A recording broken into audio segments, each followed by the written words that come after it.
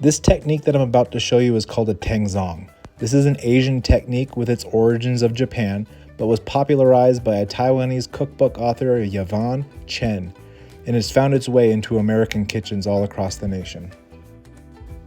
What this thickened slurry does is it pre-gelatinizes the starches in the flour, meaning that they can absorb more water. I'm using a whisk here to break up all the pieces of flour, but then I'm going to ditch the whisk and go for a rubber spatula. I'm going to continue to stir and keep everything from burning to the bottom of the pan. Since we're heating the starch with milk and water, we're creating structure. Now it's able to hold on to extra liquid throughout the kneading, the baking, and the cooling process, which in turn means since there's less free water in the dough or unabsorbed water in the dough, it's going to be less sticky and easier to knead. The rolls are going to rise higher due to more water creating more internal steam, which makes bread rise in the oven, along with the carbon dioxide given off by the yeast. Having retained more water during our baking process, our rolls will be moister and will stay soft and fresh much longer.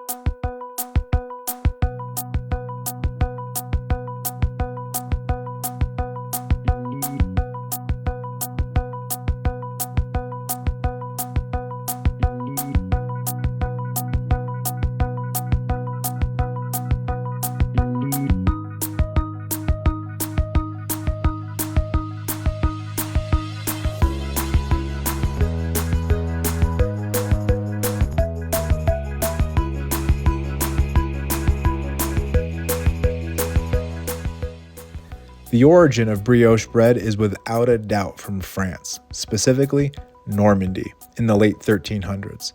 However, if it wasn't for the Vikings settling there in the 9th century, bringing with them the secrets of making butter that they had picked up from their conquests throughout the north shore of Africa, the next story may never have happened.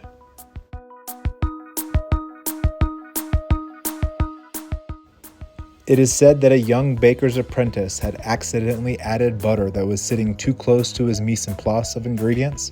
The end result was a more buttery, airy, dare I say, croissant-like bread loaf. Now to quote the late great Bob Ross, "We don't make mistakes, we just have happy accidents."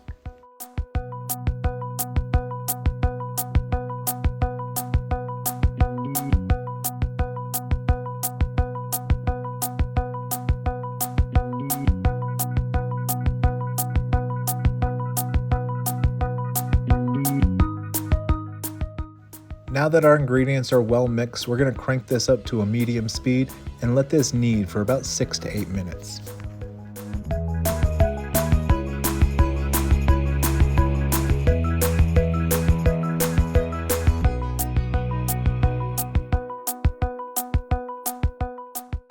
Now I'm only going to need this for about 30 seconds or so, just to kind of make everything come together finally.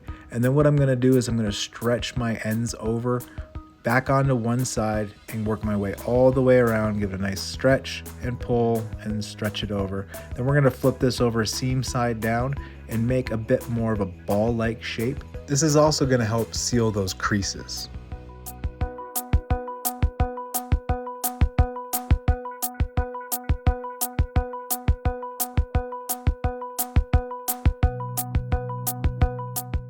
Now we're going to place our dough ball here in this lightly greased bowl.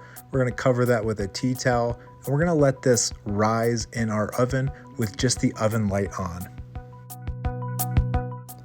Now that I've let this proof for about an hour and a half in the oven, I'm going to knock this dough down and shape it to evenly portioned dough balls.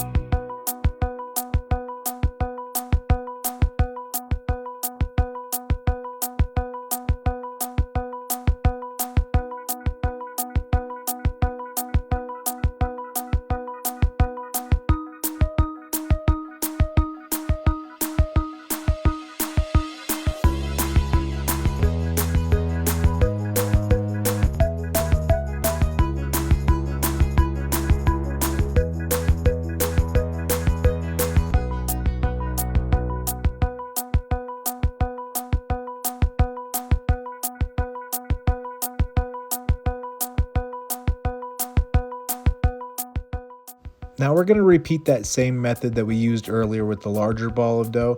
We're going to stretch and fold back over our edges of our dough, and then we're going to place that seam side down, working that shape back into a ball, giving those creases a little bit more security. Now what I'm doing here is I'm pulling that dough ball towards me, using just my pinkies to guide the ball and applying a little bit of pressure with my palm and thumbs. What this is going to do is help those creases seal up on the bottom side of our dough ball.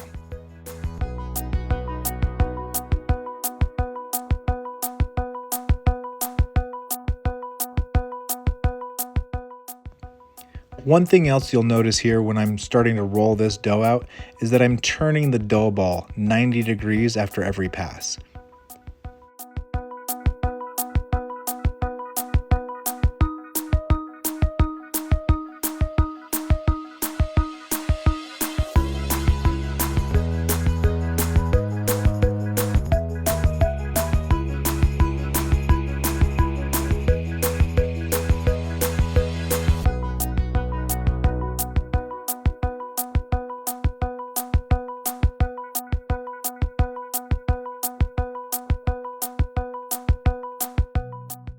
Now that we've got our balls all portioned out into equal sized rolls, we're going to cover this with a tea towel and let that rest back in our oven with the light on for another hour.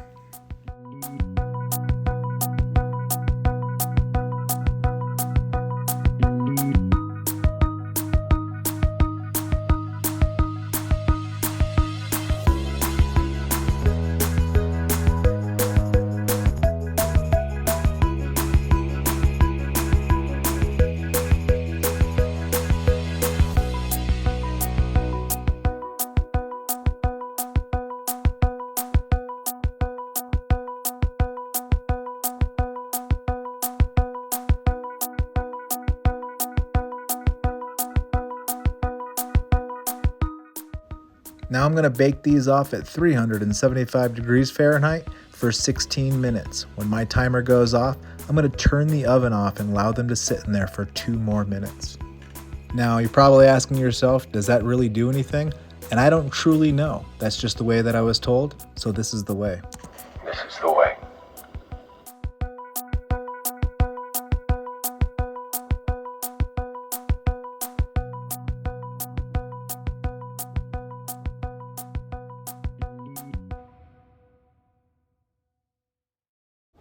Now in full disclosure, I'm not a baker.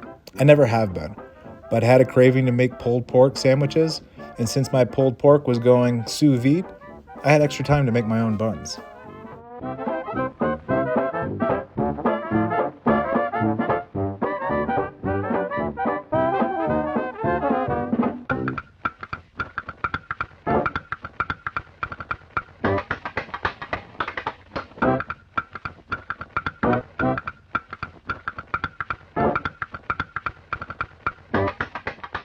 What goes good with pulled pork? Homemade coleslaw, of course. If you're looking for a recipe, click the link above for mine. Now I sous vide my pork butt for 24 hours at 170 degrees Fahrenheit with a simple dry pork rub.